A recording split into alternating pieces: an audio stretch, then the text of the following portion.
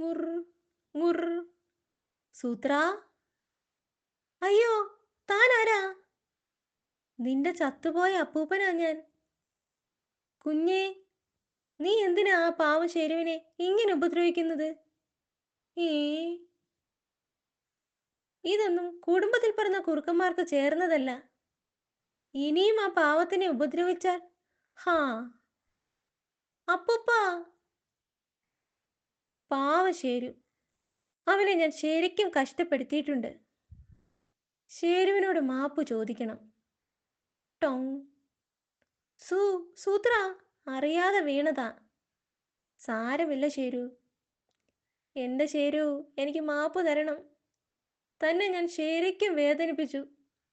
ഏ, ഞാനല്ലേ തന്നെ വേദനിപ്പിച്ചത്? ക്ഷമിച്ചെന്ന് പറ ശേരു.